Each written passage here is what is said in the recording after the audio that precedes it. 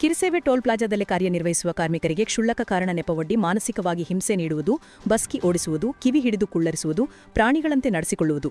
ಇಲ್ಲಿನ ಅಧಿಕಾರಿಗಳಾದ ಸೋಮಶೇಖರ್ ಮತ್ತು ಫ್ರಾನ್ಸಿಸ್ ಜಾರ್ಜ್ ಇವರುಗಳ ಅಮಾನುಷ ಕೃತ್ಯ ಸಿಸಿಟಿವಿಯಲ್ಲಿ ದಾಖಲಾಗಿ ಸಾಮಾಜಿಕ ಜಾಲತಾಣಗಳಲ್ಲಿ ಹರಿದಾಡುತ್ತಿದ್ದು, ಈ ಕೃತ್ಯವನ್ನು ಖಂಡಿಸಿ ಇಂದು ನಾಗಮಂಗಲ ತಾಲೂಕಿನ ವಿವಿಧ ಸಂಘಟನೆಗಳು ಕರ್ನಾಟಕ ರಕ್ಷಣಾ ವೇದಿಕೆ ಸಂಘಟನೆಯ ಮಂಡ್ಯ ಜಿಲ್ಲೆ ಉಪಾಧ್ಯಕ್ಷರಾದ ವಿದ್ಯಾಧರ ನೇತೃತ್ವದಲ್ಲಿ ಟೋಲ್ ಪ್ಲಾಜಾಕ್ಕೆ ಭೇಟಿ ನೀಡಿ ಅಧಿಕಾರಿಗಳಿಗೆ ತರಾಟೆ ತೆಗೆದುಕೊಂಡು ಮನುಷ್ಯರಂತೆ ನಡೆದುಕೊಳ್ಳಿ ಎಂದು ತಿಳಿ ಹೇಳಿದ್ದಾರೆ.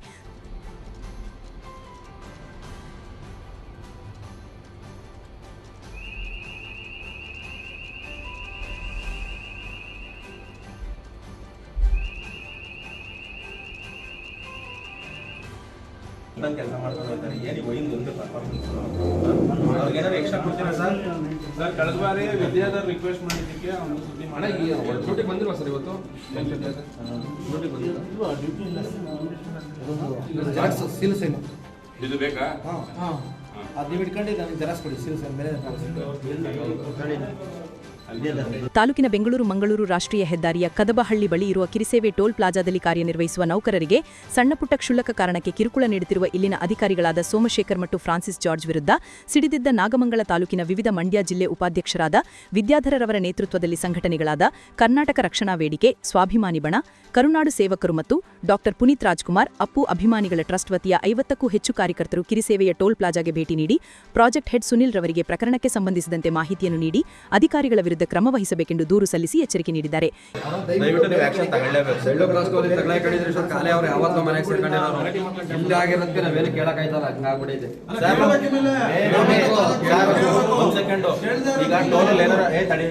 ಟೋಲ್ ಏನಾರ ಗಲಾಟೆ ಇದು ಯಾರು ಬರ್ತಾರೆ ಸರ್?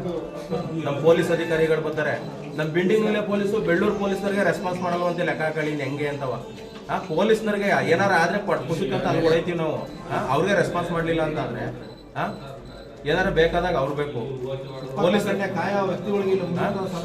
ಪೊಲೀಸ್ ಅಧಿಕಾರಿಗಳನ್ನ ಇದ್ ಮಾಡ್ತಾರೆ ಅಂತ ಸರ್. ಸೋಮಣ್ಣದು ಒಬ್ಬರೇ ಪ್ರಾಬ್ಲಮ್ ಸರ್. ನಿಮ್ಮ ಮೇಲೆ ನಮ್ಗೆ ತುಂಬಾ ಭರವಸೆ ಇದೆ. ದಯವಿಟ್ಟು ನೀವು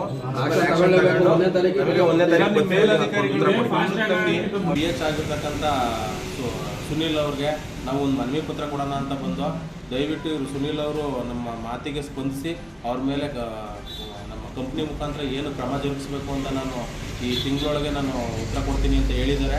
ಅವ್ರ ಮೇಲೆ ಭರವಸೆ ಇಟ್ಟು ಈ ಪ್ರತಿಭಟನೆಯನ್ನು ಕೈ ಬಿಟ್ಟು ಮನವಿ ಪತ್ರ ಸಲ್ಲಿಸ್ಬಿಟ್ಟು ನಾವು ಹಿಂತಿರುಗ್ತಾ ಇದ್ದೀವಿ. ದಯವಿಟ್ಟು ಇದು ಏನಾದರೂ ಇದೇ ಥರ ಮುಂದುವರೆದ್ರೆ ಇದೇನು ಹಿಟ್ಲರ್ ರಾಜ್ಯ ಮಾಡ್ಕೊಂಡಿದ್ದಾನೆ ಇವನು ಸೋಮಶೇಖರನ್ನು.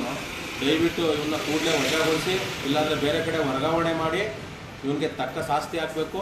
ಇಲ್ಲಿ ಎಲ್ಲ ಬರೋದೇ ಪಾಪ ಹಳ್ಳಿಗಾಡಿಂದ ಹಳ್ಳಿ ಹುಡುಗರು ಎಲ್ಲ ಬರೋದು. ಅವ್ರು ಯಾರೋ ಒಂದು ಹುಡುಗ ಪಾಪ ಕೈ ಮುರಿದೋಗಿದೆಯಂತೆ. ಅವ್ನ ಮನೆ ಹತ್ರ ಹೋಗಿ ರಿಸನ್ ಲೆಟರ್ ಇಸ್ಕೊಂಬಂದವರು ಲೆಕ್ಕ ಹಾಕಳಿ ಯಾವ ಮುಟ್ಟಕ್ಕೆ ಇವರು ಟಾರ್ಚರ್ ಕೊಡ್ತಾರೆ ಅಂತ. ಆಮೇಲೆ ಸೆಕ್ಯೂರಿಟಿಗಳನ್ನ ಕಂಟ್ರೋಲ್ ರೂಮಿಗೆ ಕರೆಸ್ಬಿಟ್ಟು ಬಸ್ಗೆ ಓಡಿಸೋದು, ಈ ಥರ ಎಲ್ಲ ಮಾಡಿಸೋದು. ಏನಕ್ಕೆ ಮಾಡಬೇಕು? ಇವರು ಸೆಕ್ಯೂರಿಟಿಗಳನ್ನ ತಗೋಬೇಕಾದ್ರೆ ಮುಂಚೆನೇ ನೋಡಿ ಕರೆಕ್ಟಾಗಿರೋದನ್ನ ಆಯ್ಕೆ ಮಾಡಬೇಕು.